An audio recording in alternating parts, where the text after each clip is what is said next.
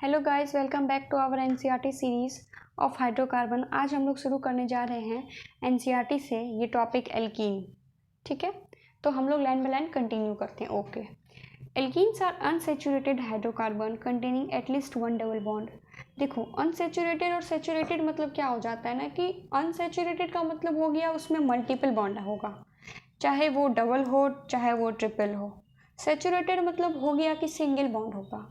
अब देखो, एल्कीन वैसा अनसेचुरेटेड कंपाउंड है जिसमें डबल बॉन्ड होता है, ठीक है। और एल्काइन YNE लगा है लास्ट में, ये ध्यान रखना, उसमें ट्रिपल बॉन्ड होता है जो हम लोग आगे डिस्कस करेंगे।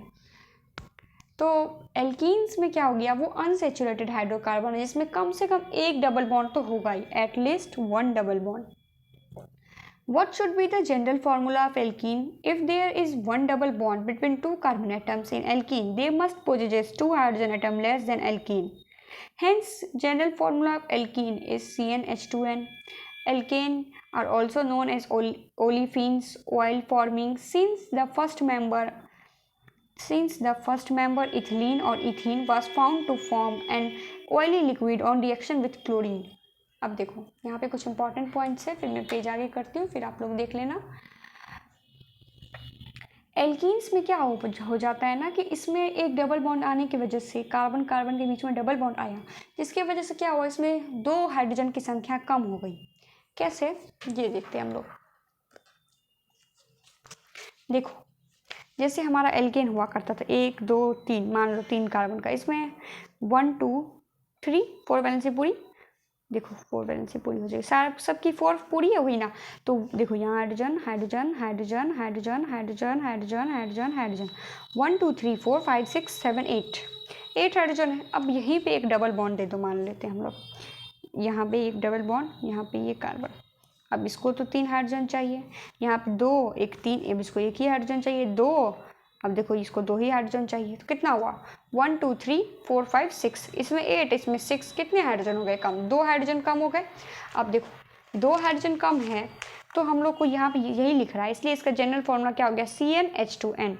और एल्कीन्स को हम लोग ओलिफिन्स भी कहते हैं। क्या कहते हैं हम लोग इसको, ओलिफिन्स भी कहते हैं, क्योंकि ओलिफिन्स का मीनिंग होता है एक तो ऑयल फॉर्मिंग, ठीक है।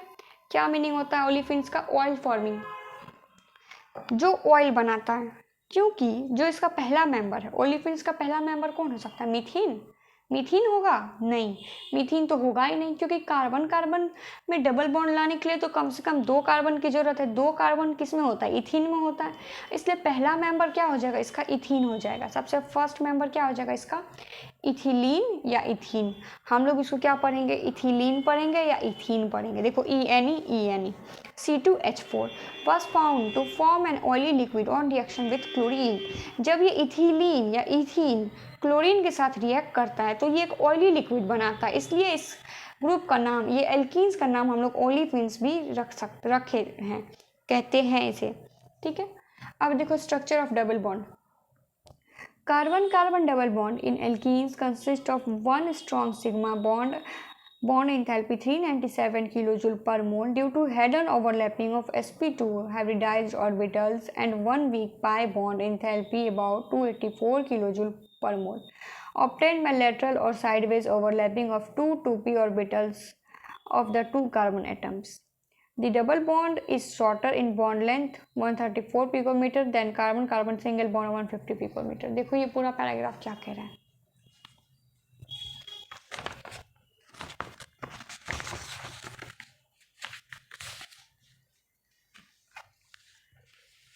देखो यहाँ मैं एक्सप्लेन कर देती हूँ। जो कार्बन कार्बन डबल बॉन्ड है एल्कीन का, ठीक है, ये तो नीचे वाला मान लेते हैं सिग्मा, ऊपर वाला मान लो पाई। दोनों में से कोई भी सिग्मा और कोई भी पाई मान सकते हैं, ठीक है। अब देखो सिग्मा का बॉन्ड एंथैल्पी है 397 किलो जूल पर मोल। क्या है, 397 किलो जूल पर मोल। क्यों है सिग्मा का बॉन्ड एंथैल्पी इतना, और पाई का बॉन्ड एंथैल्पी कितना है, पाई का बॉन्ड एंथैल्पी कितना है हमारा 284 किलो जूल पर मोल। अब देखो भाई, इसका ज़्यादा है बॉन्ड एंथैल्पी, इसका कम है, इसका कम है थोड़ा सा। क्यों भाई इसका कम क्यों है? कारण क्या हो सकता है? कारण ये है कि इसमें क्या हो जाता है ना, इसमें क्या कहते हैं, हेड ऑन ओवरलैपिंग होता है। जैसे कि एक एग्जांपल देती हूँ। जैसे कि ये मान लो एक ऑर्बिटल है और ये ऑर्बिटल इससे मिला, ठीक है। यहाँ पे एक्चुअली ओवरलैपिंग हुआ, एक दूसरे को कवर किया, ठीक है ना। तो यहाँ पे ये क्या बन गया, सिग्मा बॉन्ड बन गया, जो कि क्या होता है, स्ट्रॉन्गर, ठीक है। जैसे कि ये हाथ है, दूसरा हाथ है, इसको कवर किया, क्या हो गया, यहाँ पे ये ओवरलैपिंग का एरिया हो गया इतना दूर, तो यहाँ क्या हो गया, ये सिग्मा बॉन्ड है, जो कि क्या हो जाता है, स्ट्रॉन्गर हो जाता है। तो ओवरलैपिंग का एरिया जितना अधिक रहेगा, बॉन्ड उतना अधिक स्ट्रांग होगा।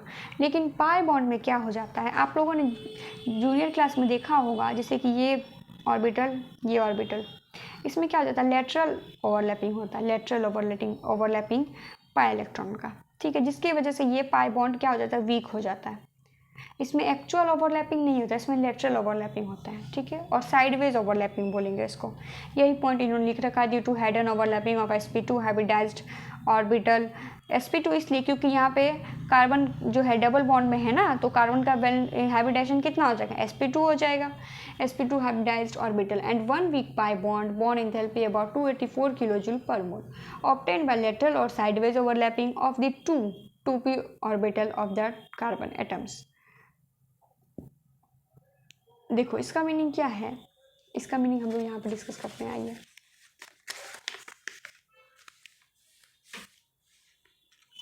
देखो कार्बन के सबसे पहले बेसिक से जाना पड़ेगा। इलेक्ट्रॉनिक कॉन्फ़िगरेशन हम लोग जानते हैं 1s2 2s2 2p2। अब देखो पी ऑर्बिटल में तो 2 इलेक्ट्रॉन है, ग्राउंड स्टेट में तो ये बॉन्ड बनाने से रहा, तो हम लोग इसका एक्साइटेड स्टेट बनाते हैं।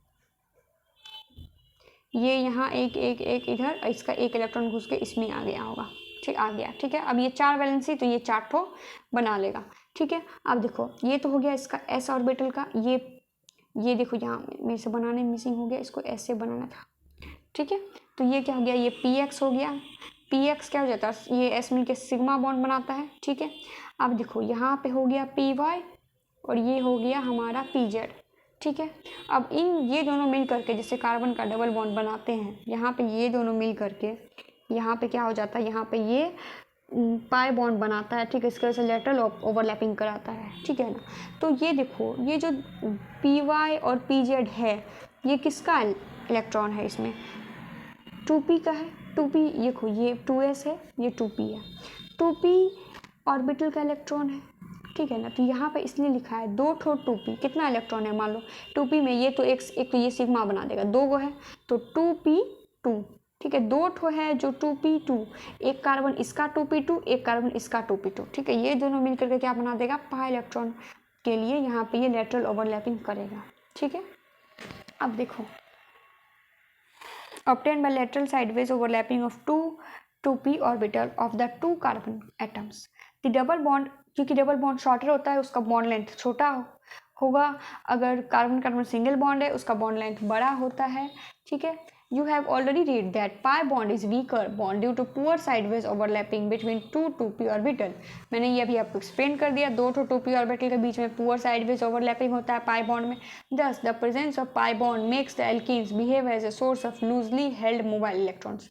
pi bond है यानी कि उसमें loosely held electrons है, इससे क्या हो सकता है, इसलिए alkenes पर therefore alkenes are easily attacked by reagents और compounds which are search of electron. जो भी इलेक्ट्रोफिलिक रिएजेंट्स है, जो भी पॉजिटिव चार्ज रिएजेंट है या न्यूट्रल इलेक्ट्रोफिलिक रिएजेंट है, जिसको भी इलेक्ट्रॉन चाहिए होगा, वो क्या हो जाएगा, पाई बॉन्ड पे अटैक करेगा, क्योंकि वहाँ लूजली हेल्ड मोबाइल इलेक्ट्रॉन्स है। तो उस रिएजेंट को हम लोग, जो पॉजिटिव चार्ज रिएजेंट है या फिर इलेक्ट्रॉन लविंग रिएजेंट है, उसको क्या बोलेंगे हम लोग, इलेक्ट्रोफिलिक रिएजेंट बोलेंगे। The presence of weaker pi bond makes the alkene unstable. कमजोर पाई बॉन्ड की वजह से एल्कीन अनस्टेबल हो जाता है, unstable molecule in comparison to alkanes, and thus alkene can be changed into single bond compound by